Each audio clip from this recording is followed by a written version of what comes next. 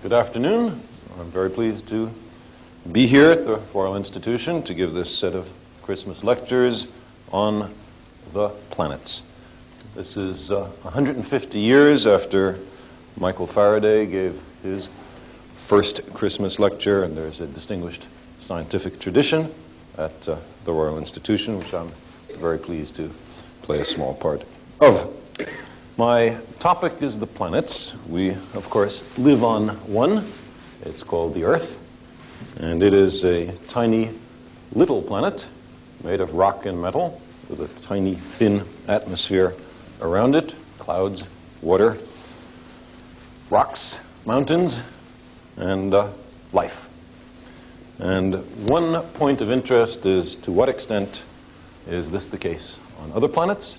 To what extent are things there different from here? This machine is called an orrery, and it is a kind of mechanical device to show how the planets move. There were lots of them made a few centuries ago, not so many these days. The brass sphere in the middle is supposed to represent the sun, and if I turn this crank, you can see the planets moving. The innermost planets moving very fast, the outermost planets moving extremely slowly. The fastest moving one here is Mercury. The next one is Venus. This one here is the Earth with the moon next to it. Then Mars, Jupiter with 4 of its 12 or so moons shown. And then over here, Saturn with its rings, and 5 of its 10 or so moons shown. Beyond Saturn, except it would be too big to fit on this orrery, are the planets Uranus, Neptune, and Pluto, and perhaps even some others. There's been a recent discovery of a tiny little planet out here between Saturn and Uranus. Perhaps it is a single small planet, or perhaps it is one of a great horde of little planets which might circle the sun out here. There is a horde of small objects which circles the sun between Mars and Jupiter, called the asteroids. We are just beginning to explore the planets. We are only in the earliest stages of understanding them. And I would like to begin by giving you a sort of bird's eye view of some of them.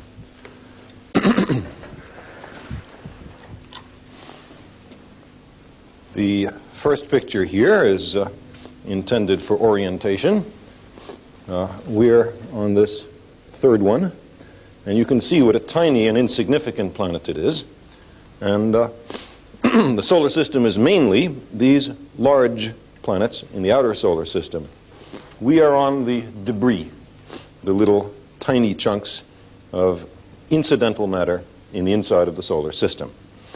Now, people have long dreamt of traveling from one world to another. There are various methods of doing it. This is one suggested by a French artist named Grandvie in the last century. It's a lovely way to do it if only we could figure out how to build the bridge, but we haven't figured that out, and our method is quite different. It's to send a spacecraft from the Earth to the other planets. And the other objects in the solar system are really quite nice. This is a photograph of the moon. You can see the dark, smooth lowland regions. The bright, this is music for this occasion. It is Japanese shakuhachi music, and why we're using this music I will say in just a moment. The bright, rough areas of the moon are highlands, and you can see that there are holes or craters which pit the moon, and they are produced by the impacts of large objects falling from space throughout geological time. The solar system is very old, 4.5 billion years old, and the scars of early catastrophes still exist on the lunar surface. A close-up view of the lunar surface shows not just craters, but also this remarkable, wiggly, sinuous rill whose origin is still being debated.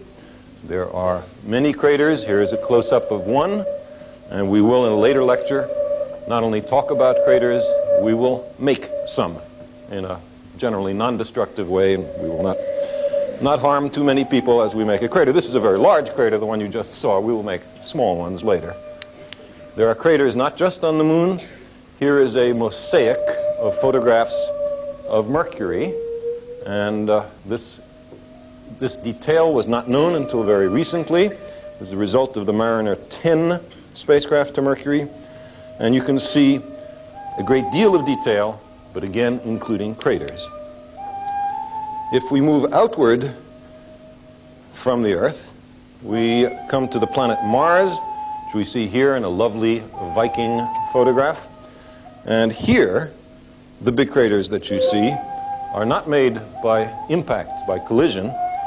These are volcanic craters. Mars has, among many most interesting features, extraordinarily large volcanoes, the largest of which is almost 30 kilometers high, 80,000 feet high. That is a very large volcano.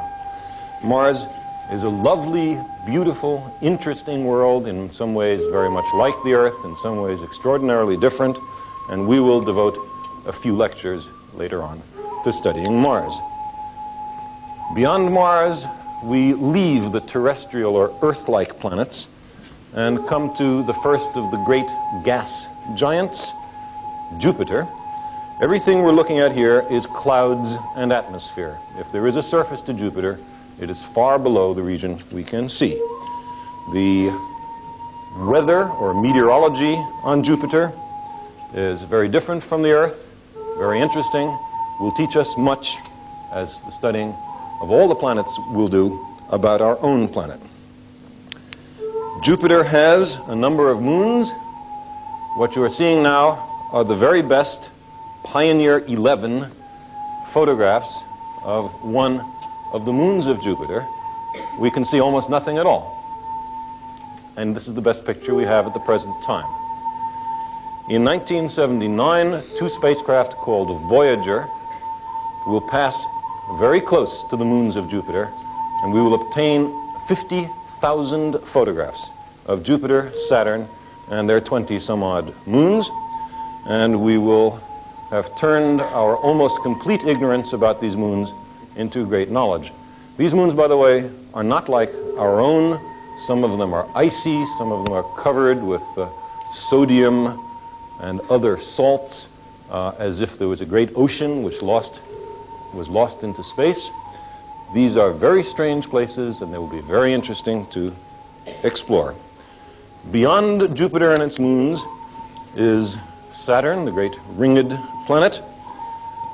The nature of the rings is something we'll say a word about later. The Voyager spacecraft will also pass by Saturn and its rings. It will, in fact, then pass perhaps by Uranus, if it is still working, and will inexorably leave the solar system. It is condemned to wander forever in the dark between the stars. Its transmitters will eventually die, and it will be silent, but still the most distant emissary of mankind.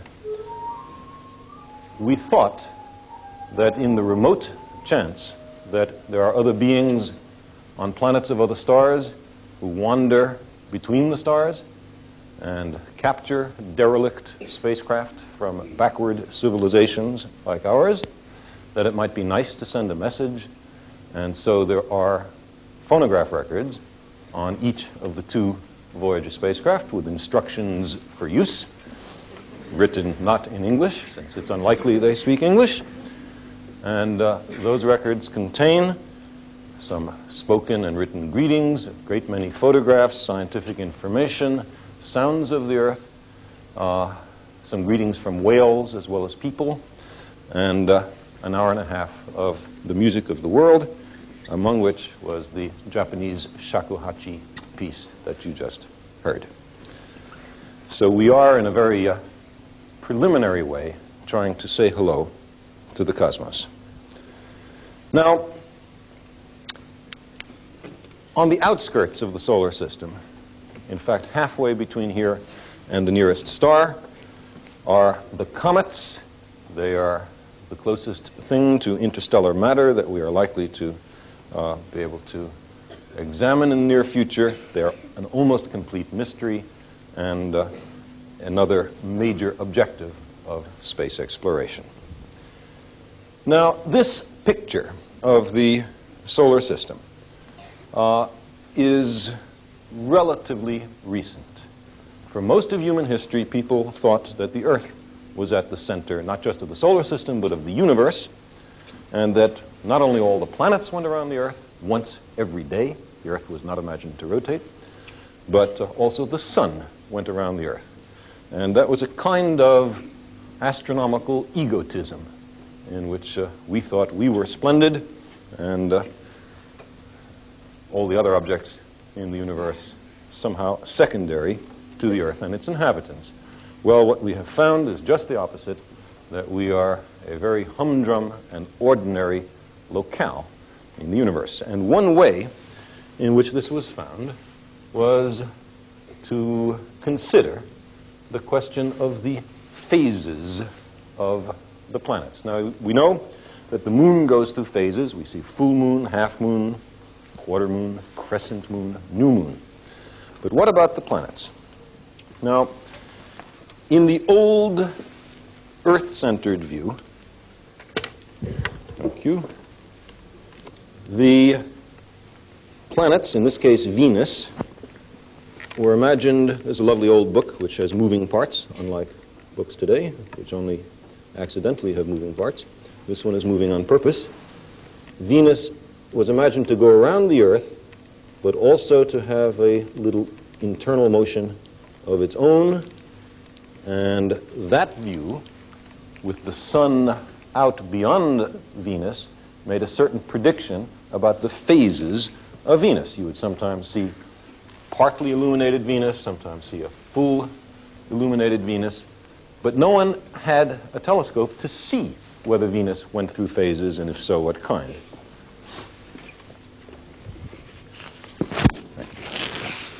Now, here is the Earth-centered view of the universe, with the Earth here and the planets and the sun going around the Earth. This is the supposed orbit of the sun. And in the sun-centered view of the universe, the planets, including the Earth, go around the sun, and as this old picture shows, go through phases. Well, in the sun-centered view, or hypothesis, let's try and see what the phases ought to be like. What I'm going to do is to have someone be Earth and someone be Venus, and I will try to be the sun, and just because somebody big has to operate the light. And let's see what the phases of Venus would be like. So could we have an Earth person? Thank you. This is an excellent Earth person. And could you please stand by, let's say, a few steps up, by that camera, and we will be eventually viewing things on the television screen from the point of view of that camera and that Earth person. And now could we have a Venus person? Venus is a planet completely covered with clouds, although it's a very nasty place on its surface. And so we have this completely clean sphere representing Venus. And could you just stay there for just one moment? And what I'm going to do is point this light representing the sun at Venus. Now, if this were a real sun, it would be shining in all directions, of course, but then everybody in the audience would be blinded by the light from this, and you couldn't see what was happening here. So I am going to simply follow the motion of Venus around the sun as seen from the Earth. Now, the Earth really ought to be moving around the sun also, but that would be a little awkward, and the Earth would have to step over people's knees and so on. So we're having the Earth stationary, but the point will still be made. So now, Venus, could you please slowly circle the sun? You can do it a little faster than that, actually. It takes Venus 225 days to go around, but we will do it somewhat faster than that. And now notice how we are going into half moon, or half Venus, crescent Venus, and now Venus is passing by the sun, and now the crescent comes around again, and Venus is now nicely walking backwards into a half Venus, and now growing, the phase grows, and soon we will be back near full Venus. Thank you very much, Miss Venus.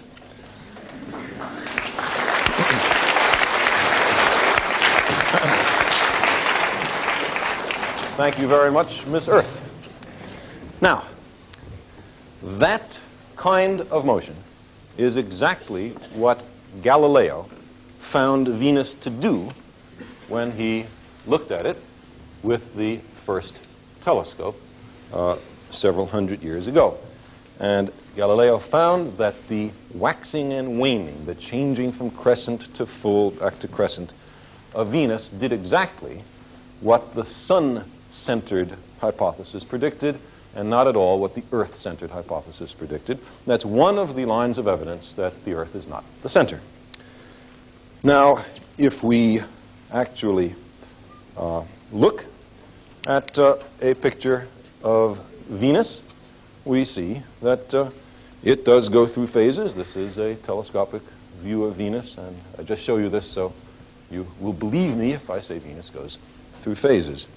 Actually, the Earth also goes through phases, and in this picture, there's a lovely picture of the Earth as seen from the moon. The moon is in the foreground, and the crescent above the moon is the Earth as seen from the moon, and it goes through phases, if you figure it out, for just the same reason that Venus or the moon does as seen from the Earth. Now, this is the geometry of the solar system, but we haven't said anything about scale.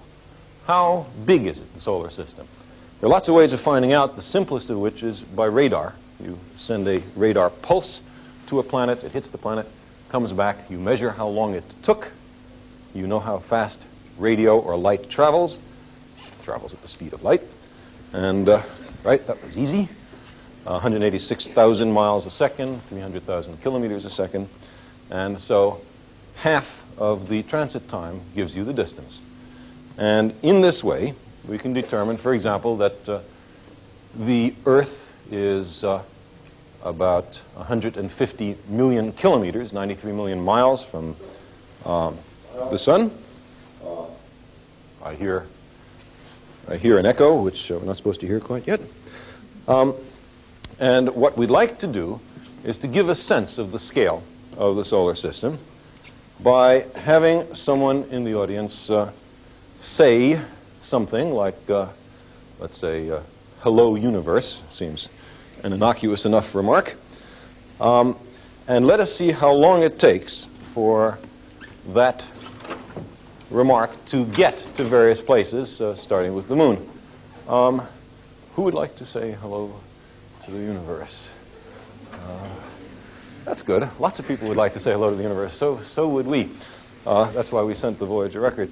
Could you please say hello, universe? Hello, universe. Hello, universe. Aha. Now, that was a 1 1/4 second time delay, which is, by accident, just how long it takes for light, or radio, to travel from the Earth to the moon. Now, we have here a diagram which has just been started out to indicate the rate of progress of a signal sent by radio from the Earth into space. So here's the orbit of the Earth, and we will see how long it takes for that signal to get to the orbits of the other planets. Venus, Mercury, the two interior planets, Mars, the next planet out, here's the Sun, and Jupiter and Saturn will be out here. And so in the next few minutes, we will follow the progress of a radio signal. And this is the fastest that anything can travel. So what we are going to see is the fastest travel time that is possible. Now, what I would like to do now is to, while we're waiting for the light to get to other planets, to begin a discussion of a particular planet. We would like to study in some depth a strange and exotic world. Let us imagine that we know nothing about this world, that we have no prior information about it, and we approach it with absolutely open minds. We have no prejudices about whether it's inhabited or not, whether there are volcanoes or rivers, or if there are inhabitants, what they look like. Maybe they are all squamous, blue ovoids with 30 tentacles and float 1 meter above the ground. Or perhaps that's what we look like. Perhaps we're from some other planet, let us say. And we will examine this distant and exotic world, which by accident is the Earth. And first, we will look at it from telescopes from our world, and it will be little, and we will not see much detail. And then we will come closer and closer and look with... We just heard another hello universe because our radio signal has just gotten to Venus. And we will shortly be interrupted by another hello universe when it gets to Mars. It's just reminding us of the progress of our radio message. We will look mostly with photographs, first from our planet, as I said, then we will put cameras on imaginary spacecraft which will fly by the Earth, then go into orbit about the Earth, and then land on the Earth and look around and see whatever is to be seen. Now, in addition to looking, we can use scientific instruments to determine other factors about a planet. For example, we could pass the sunlight reflected off the planet through a device called a spectroscope, which divides the light up into individual colors or wavelengths. And if there are colors or wavelengths missing, subtracted by the passage of sunlight through the planetary atmosphere, we can, by appropriate laboratory comparisons, determine something of the chemical composition of the atmosphere of the Earth. And we would find that it was composed of nitrogen and a rare and poisonous gas called oxygen, some carbon dioxide, some nitrogen, small amounts of water vapor, ozone, some other gases. All of that could be determined remotely without ever going there. Hello. It has just reached Mars. Another thing we could do, we know how far the Earth is from the Sun. We know how much sunlight is absorbed by the Earth. We could calculate how hot the Earth ought to be from the sunlight which reaches it. We could test that idea by putting a heat-sensitive device, a thermocouple, say, at the focus of a large telescope and see how much infrared or heat radiation the Earth gives off to space. And in that way, we could begin to get some idea of the physics and chemistry of the Earth's environment. Well, I'm going to now begin this exercise, and I would ask you... Oh, yes, Mercury. It's just reached Mercury, is it? Yes. And I would ask you to pretend that you do not come from the Earth. You are from somewhere else. You don't know about the Earth. You wish to find out. Well, here's our first view. It's not very much. Hard to tell much about the strange planet Earth from this view. We see a half Earth. We already know it goes through phases. We see white with some patches. It is, in fact, the clouds of the Earth that we see. The Earth is, on the average, about half cloud covered. We obviously have to have much better observations in order to determine more about the Earth. Occasionally, we find the Earth in a strange locale, in this case, just passing in front of the sun. It makes for a very beautiful picture, does not tell us much about the Earth. The Earth is the completely dark thing in the foreground, which is almost obscuring the sun. As we get closer to the Earth, we can observe more detail. Here you can see the wispy, lovely cloud patterns, and you can see that on the average they do cover about half the Earth. We can see down at the bottom the Antarctic ice cap. We can see a continent underneath the clouds. That is, the clouds come and go, but underneath them are features which don't seem to come and go. The continents are the same every time they appear over the surface of the rotating Earth.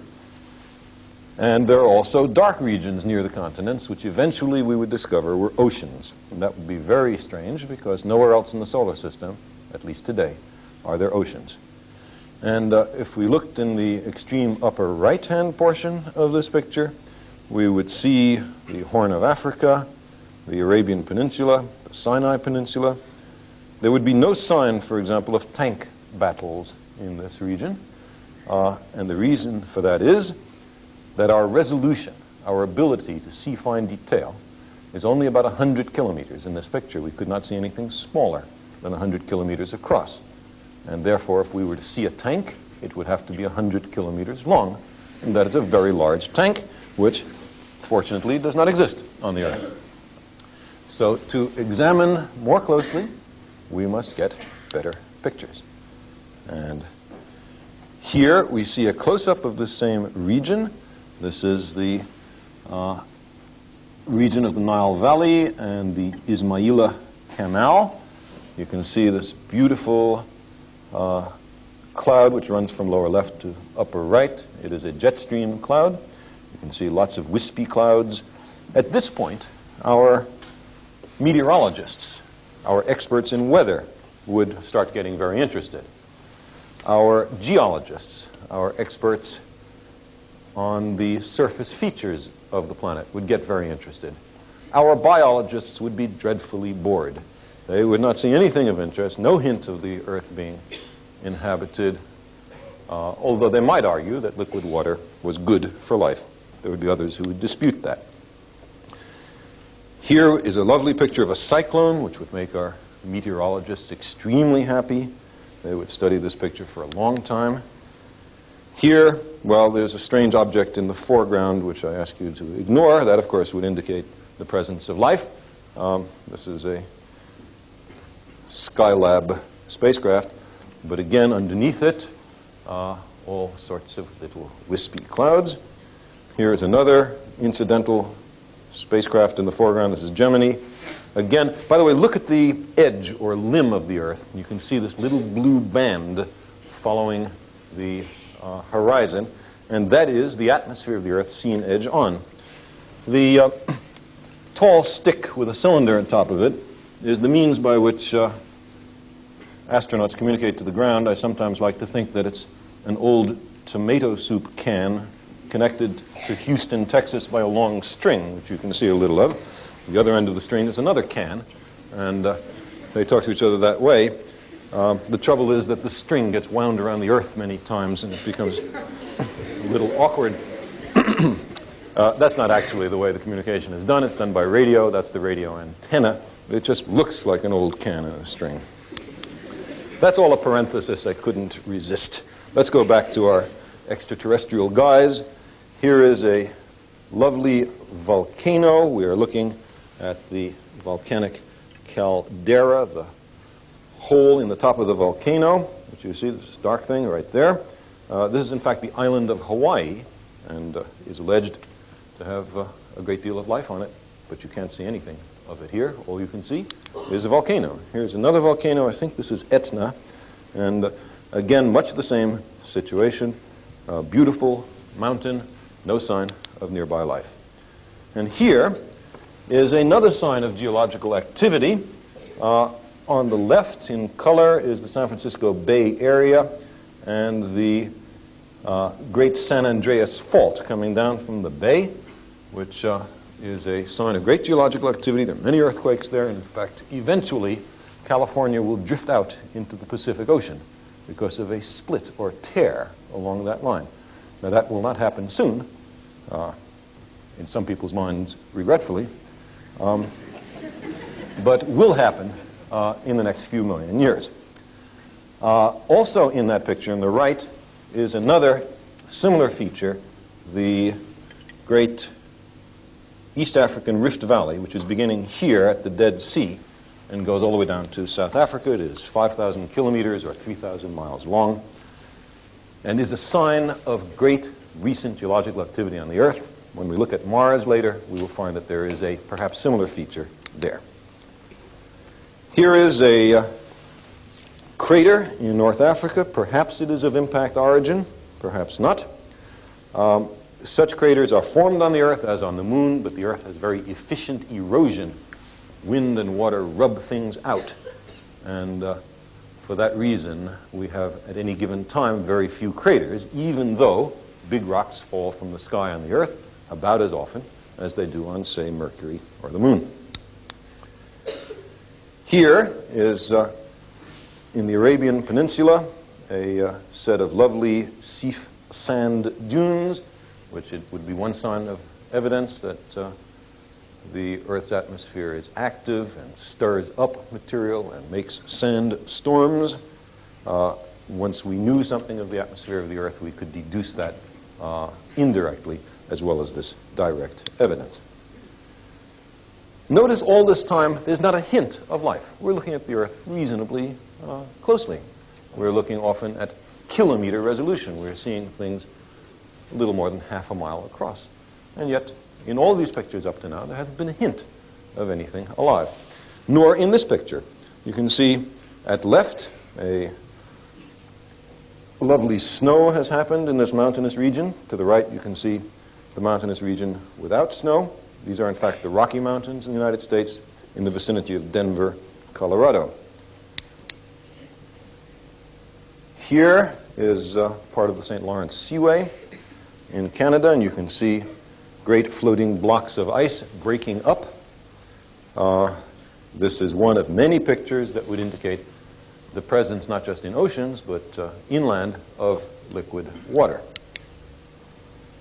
Here is a beautiful picture of ice-choked, sinuous rivers in the Arctic. And this picture, as many others, show the Earth to be extraordinarily beautiful. And I think long after our scientists got totally bored with the Earth, our artists would continue to be interested in it. Here now is a close-up picture of a particular river. You may see two numbers, a 5 and a 6 on the Earth. They have not actually been written on the Earth. That's just been put on for another reason. We should ignore that. If we saw a large 5 on the surface of the Earth, that would suggest that there was life on the planet, of course, especially if we used Arabic numerals.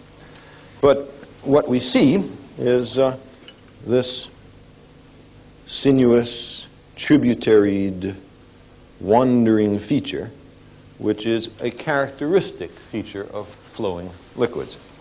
And we can also look at the mouth of this river, the Colorado River. The mouth is up here at the center. And follow, yes, here's the mouth of the river. And we can follow the entire course of the river. By the way, in this picture, there is, right within the box here, a sort of corkscrew on the ground, some miles long. And it looks very strange and perhaps artificial. We might think that perhaps that was produced by intelligent beings. Turns out, not in the least. That's an old stream valley. Here now is a photograph of the east coast of the United States at kilometer resolution.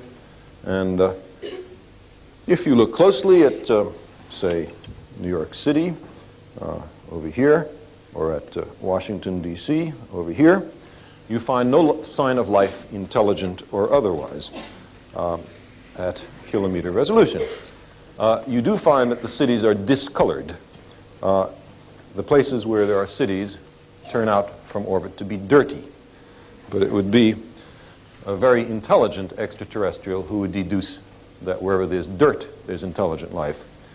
And apart from the fact that cities are generally dirty, there's no indication of the existence of cities, much less their inhabitants, at this resolution scale.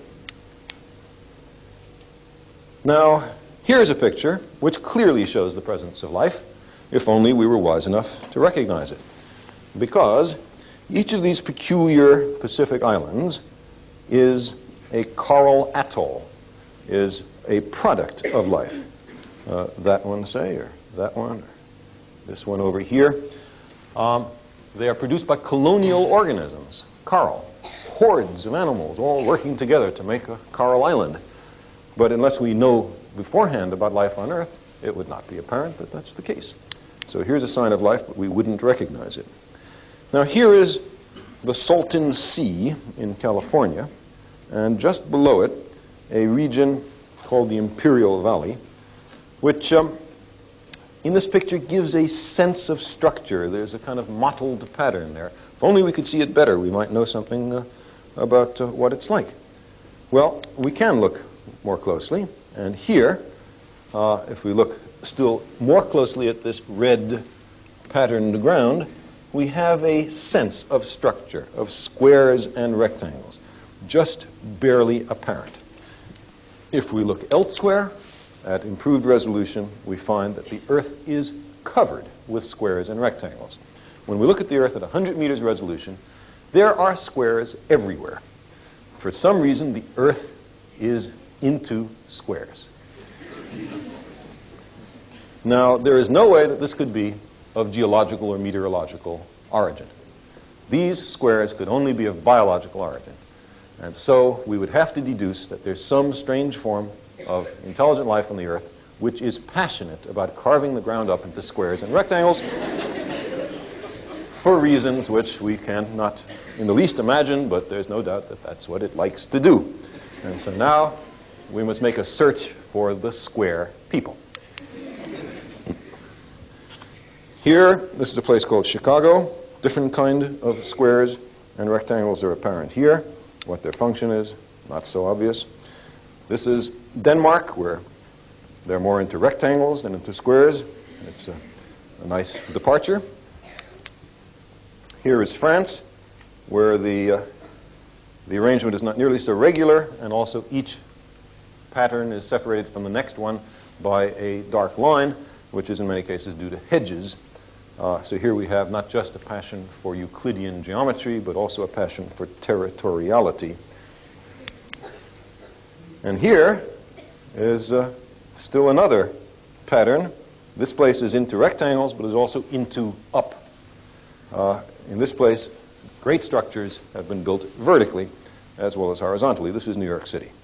And how these stalagmites of intelligent origin ever came to be would not be apparent to us, much less why they would want to build up when there's so much unused ground to build sideways on.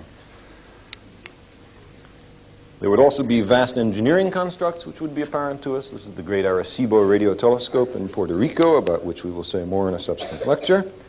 And now here is a candidate dominant organism on the planet. Each of these is a creature which, for sake of definiteness, I will call an automobile. And here is a great horde of these intelligent organisms, all clustering together, perhaps for warmth, or perhaps it's an outdoor political rally, or maybe a religious revival meeting. And one can, in fact, see that much of North America and Europe is constructed for the sake of these little organisms. Great straightways which are designed for them, and there are special buildings to which they go at night in ones and twos, and occasionally one can see small automobiles, which are obviously the young. And at this point, we would assuredly think we had found the dominant organism. But if we looked closely, we would see that there were small parasites which would come in and out of the automobiles. And we would think that we were now into the microbiology of the organism, disease organisms, and we had made great progress, little imagining that the the real dominant organism had yet to be found. We would be quite astonished by a picture such as this, in which there are great organisms, many tens of meters long. Every one of these little white things here is, in fact, a great whale. And this is a picture taken in the ocean.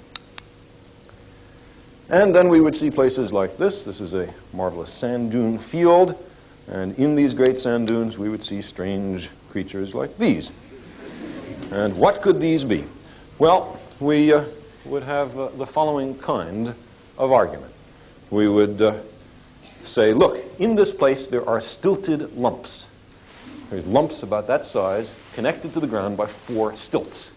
And many of them stretching as far as we can see. Now, how do you make stilted lumps? Well, there are no weather ways to make it. There don't seem to be any geology ways to make it. Probably it's a biology way to make it.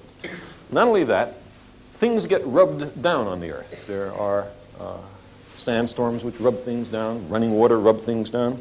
And we could calculate that in a period of only a few thousand years, the stilts would all be rubbed away and the lumps should be on the ground.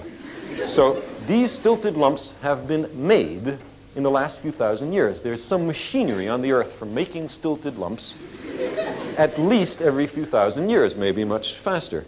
And I think we would have to deduce that that was due to biology, and perhaps these are the dominant organisms. Then we would look closer. Here is a set of interesting creatures which would then be gone about 2 minutes later. This is in fact a flock of flamingos.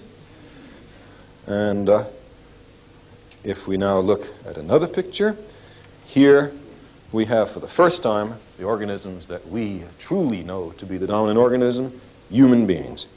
This is a great outdoor swimming pool. Each dot is a dominant organism. And nearby there are blankets, and on each blanket there are 1 or 2 dominant organisms. But to see what the dominant organisms are really like, we would have to go still closer. And if we really did that, we would finally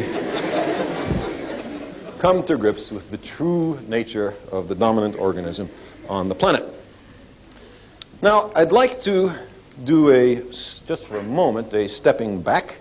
And let's examine still another picture. We have up to now looked only at the Earth in reflected sunlight. Here's the Earth in emitted light. Up at the top we see, this is North America, up at the top we see a very bright light, which is in fact the aurora borealis.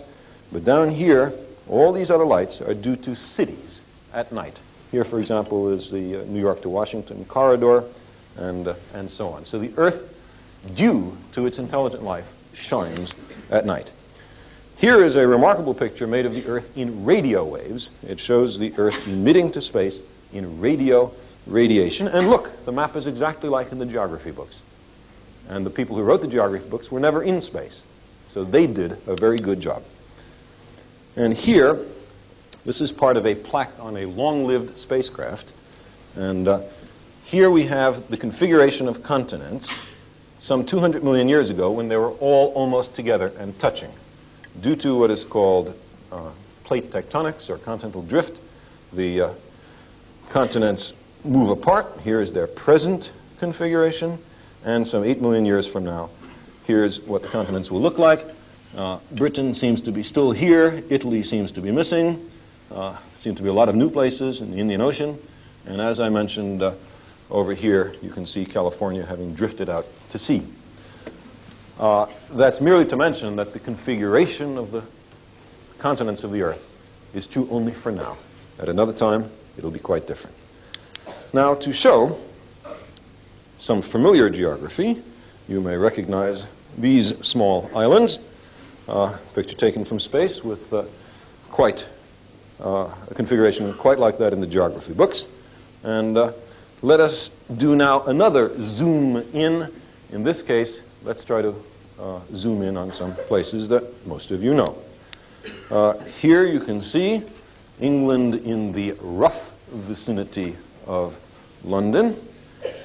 If we look more closely, we can see the Thames estuary. I may have this upside down.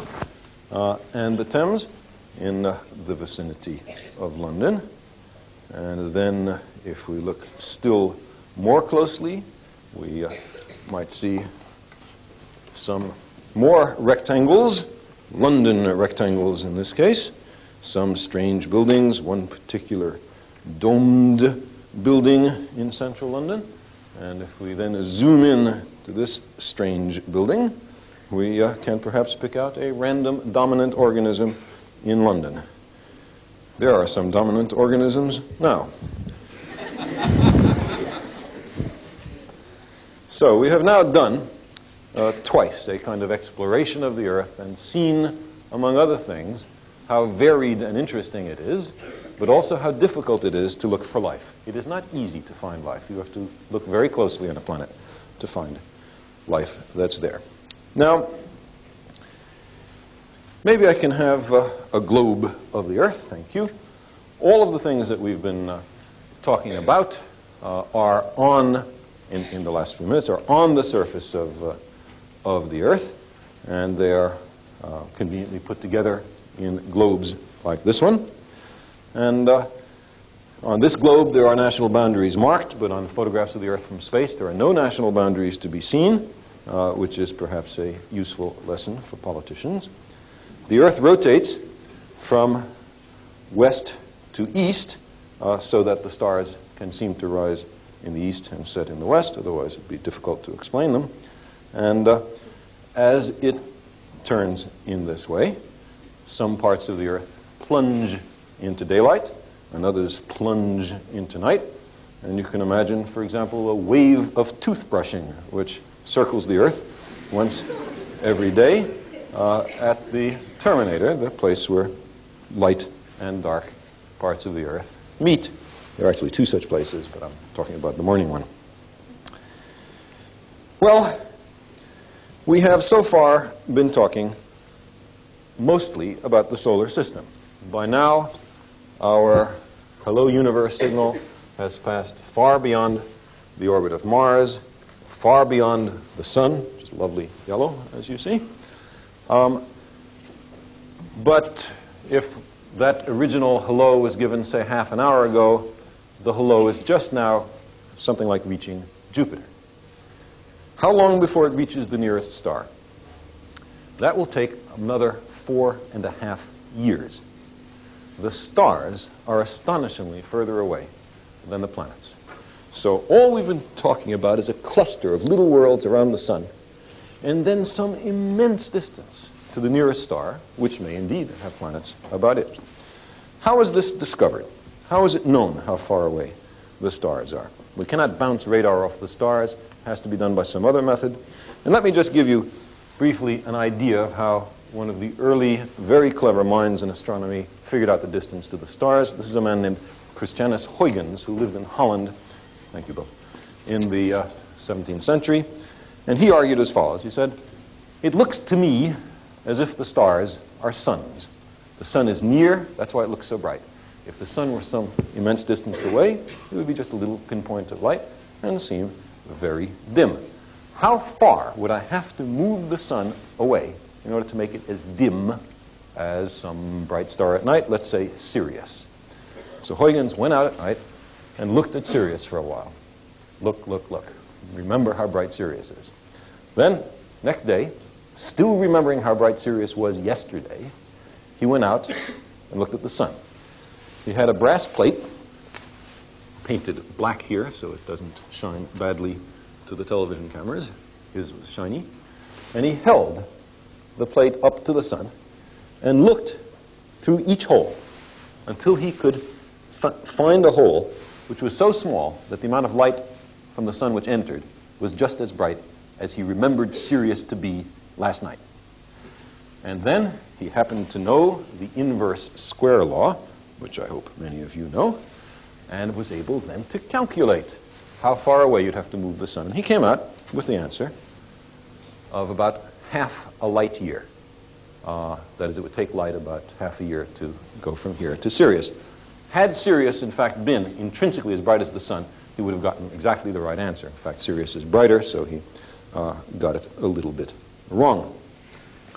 But he came very close, within a factor of 10. And it's an astonishing achievement that Huygens did. And it suddenly made a universe vast and awesome beyond ordinary human understanding. Many people like Pascal said that they were frightened by the great spaces between the stars, because space is amazingly empty. Now, I would like to close with a little discussion about the nearby stars. When we look out at night, we see the constellations.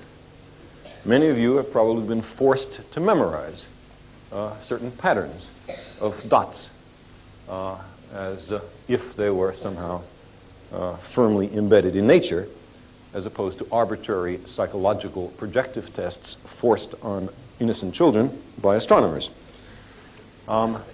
So, for example, many of you know what I call the Big Dipper, and you know as, I think, the Great Bear or the Plow. Look at that. In America, we think it's a thing that you pick up liquids with, and in Britain, you think it's either a bear or an agricultural implement. Now, those are three quite different things. That must be merely what's in people's minds and nothing to do with what's out there. Now, what is a constellation? Constellation is a configuration of dim but nearby stars, bright and more distant stars, which by accident happen to be in the same part of the sky when you look up. Now, I've been so annoyed at this business of forcing everybody to learn constellations that I've made as strong an effort as I've been able not to learn the constellations. So I know only a few, and those only by accident. I didn't mean to learn them. One of them I learned for this sort of lecture. And what I've always wanted to do is to find some new constellation and give some absolutely silly designation to it and make everybody have to learn that. But that's hard to do because all the constellations have been named. The ones in the southern hemisphere more recently, so you'll find the constellation of the microscope, and the constellation of the telescope. And I guess if they had been discovered still more recently, you would have the constellation of the refrigerator, and things of that sort. Well, there are no new constellations to be discovered around here. What we have to do is go to some other place where the constellations are different, and no human being has named them yet. How far away do we have to go? We clearly have to go some distance comparable to the distances between the stars themselves. We must go many light years. A light year, the distance light travels in a single year, is about 6 trillion miles. It's a big distance. Now, we can't yet do that. Voyager is in fact on its way to the stars, but it will take some 50,000 years to go the distance to the nearest star, and that's a little sluggish for the purposes of this lecture. So what we can do, however, is to ask a computer, which knows the three-dimensional positions of all the nearby stars, to draw us a picture of what the sky would look like from this place or that. So let's start out looking at such a picture, first from the standpoint of the Earth, so that we can see some recognizable objects. So here we have the constellations as seen from the sun. These are in the northern hemisphere. And this constellation right here is the Dipper, Bear, Plow. Maybe you can see the handle of the Dipper in the bowl here. I guess this is the body of the bear and the tail. And I can't see how that's a plow. Maybe that's the plow and that's the reins, and there isn't any horse. Maybe. Anyway, everybody knows that constellation. Even I know that constellation. And over here is the North Star. By the way, all these nice dashed lines and numbers are, of course, not on the sky. If they were on the sky, that would make all of this much easier. But I would like to call your attention to this configuration, which is an up, down, as you can see. And it's called Cassiopeia, and as everybody can plainly see, that's a lady sitting in a chair upside down in the sky. Now, let us ask the computer to look at the stars in the same region of the sky, but from the vantage point of the nearest star, a place called Alpha Centauri. Well, when we do that, we see, thank you, here is the Big Dipper, Plow, Bear, exactly the same. Here is the North Star in exactly the same position. Why are they the same? Why aren't they different? Why haven't we changed our perspective enough to have the constellations change as well? And the answer is that we have not gone far enough. There is, in fact, only a single change in this picture, and that is in Cassiopeia. Here's Cassiopeia, and it is, as before, an up, down, up, down. The only difference is there's another up. There's a new star, which wasn't there before. What star is that? It's the sun. That is our star as seen from Alpha Centauri. Of course, the sun is not in our night sky, because if it were, it wouldn't be night. That's the difference between day and night. So we have to go a bigger distance. So let us now look at the constellations from in the vicinity of the Earth again, but not in the northern celestial hemisphere, but in the broad range of middle celestial latitudes. And I won't ask you to memorize all of these stars, but in here are all the zodiacal constellations, what people ask you about when they ask you, what sign are you? I like to say slow school zone ahead, but what they mean is astrological signs, the sign of the water carrier, or the scales, or the lion, or the virgin. All of those are supposed to be in here. I can't see any of them. But what we can ask the computer to do is to move a distance, let's say, to the nearest star like the sun. That's a place called Tau Ceti. And ask it to draw the constellations in this part of the sky. And when we do that, we find that there are enough apparent motions of the stars that we get new constellations. And so I thought it would be fun then to finally put my exotic new constellation in the sky of Tau Ceti. And I thought I'd make up a constellation of the unicorn. But since there's already a constellation of the unicorn in our sky, I figured I'd make a special six-legged unicorn. So you'd know it was a fake unicorn, not a real unicorn, like the ones we have here. And I thought that the artist would do the 6 legs 2, 2, and 2, like insects on the Earth. But as you can see, what the artist did was a quite creditable 3 and 3. Now, the constellations are quite different here, and so I'm finally able to make my constellation of the unicorn. The sun is, in fact, a star in this sky, and by a strange accident, it is, in fact, that star right there. Now,